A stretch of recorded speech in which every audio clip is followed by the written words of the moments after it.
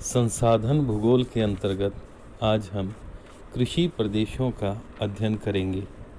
Agriculture regions. कृषि प्रदेश कहते किसको हैं? सबसे पहले हम इसके बारे में जानेंगे। भूमि का एक विस्तृत क्षेत्र जिसमें कृषि करने की दशाओं और प्रतिरूप में व्यापक रूप से समानता यानी समरूपता पाई जाती है, जो समीपवर्ती क्षेत्रों से विशिष्ट रूप से भिन्न होता है, वह एक कृषि प्रदेश कहलाता है। अब इस कृषि प्रदेश के अंदर दशाओं और प्रतिरूप से मतलब ये है कि फसलों की किस्म क्या है, उत्पादन विधि कैसी है, कृषिगत भूमि उपयोग किस प्रकार से किया जाता है, साथ साथ में कृषकों के यंत्र, उनके आवास, जीवन स्तर और उपज का किस प्रकार से प्रयोग किया जाता है, ये भी इसमें सम्मिलित करते हैं। अब कृषि प्रदेशों के वर्गीकरण में व्हिटलसी का महत्वपूर्ण स्थान है।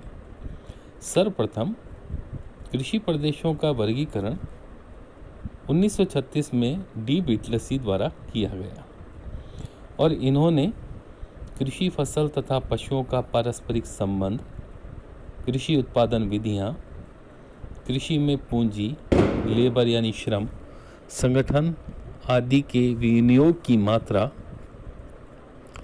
कृषि उत्पादन में प्रयुक्त यंत्र, उपकरण, आवास संबंधी दशाएं, इन सब को सम्मिलित किया और इन सब के आधार के ऊपर कई प्रकार के जो कृषि प्रदेश हैं उनको वर्गीकृत किया, जिसमें मुख्य रूप से हैं चलवासी कृषि या जिसको प्रवासी कृषि कहते हैं, स्थानांतरणशील कृषि, शिफ्टिंग कल्टीवेशन, निर्वहन कृषि, गहन कृषि जिसमें चावल प्रधान गहन निर्वहन कृषि है तथा चावल विहीन गहन निर्वहन कृषि होती है। व्यापारिक कृषि, इसमें यंत्रों का अधिक इस्तेमाल होता है।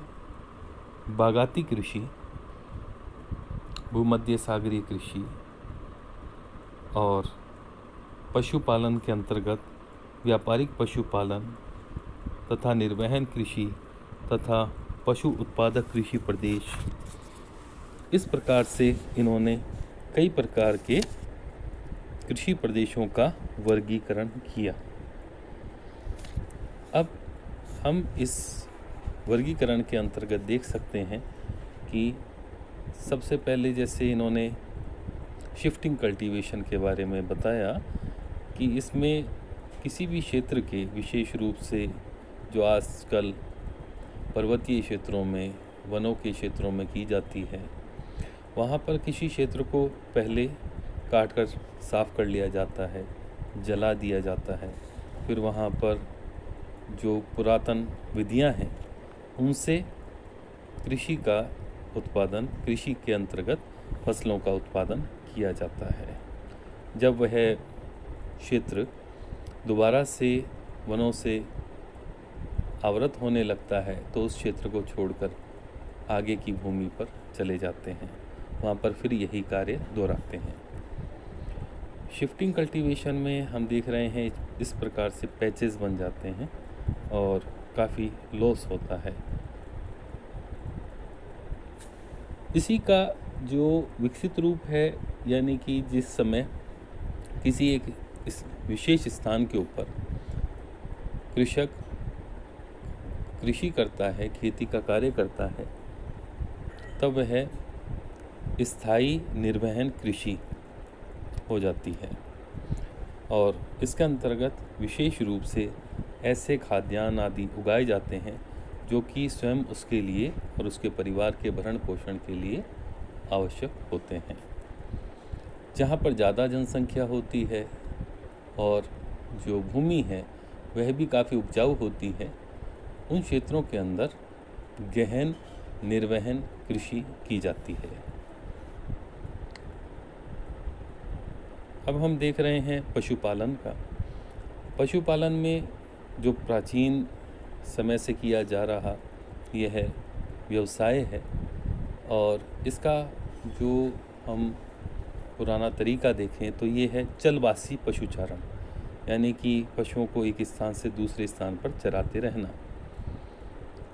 इसके अलावा जो मिक्स्ड फार्मिंग होती है, जिसमें क्रॉप्स के साथ में यानी फसलों के साथ में लाइव स्टॉक फार्मिंग होती है, यानी एनिमल्स को, जानवरों को पाला जाता है विभिन्न प्रयोगों के लिए, तो उसके अंतर्गत यह आती है। डेयरी फार्मिंग इसके अंतर्गत है। व्हीटलसी ने एक भूमध्य सागरीय कृषि के बारे में भी समझाया था। बागाती कृषि के अंतर्गत जो विशेष प्रकार के ऐसे फसलें हैं, आमतौर के ऊपर ये उष्णकटिबंधीय क्षेत्रों में रबर है, मसाले आदि हैं या चाय वगैरह, इनका उत्पादन इसके अंतर्गत किया जाता है। और जो कमर्शियल फार्मिंग है उसमें व्यापारिक अनाज उत्पादन होता है और फसलों के साथ में पशु उत्पादन भी इसमें किया जाता है। इस प्रकार से आज हमने कृषि प्रदेशों के बारे में अध्ययन किया। बाद के काफ़ी विद्वानों ने व्हीटलसी की आलोचना भी की, लेकिन वर्गीकरण का यह जो उनका प्रयास था आज भी काफ़ी लोकप्रिय है। धन्यवाद।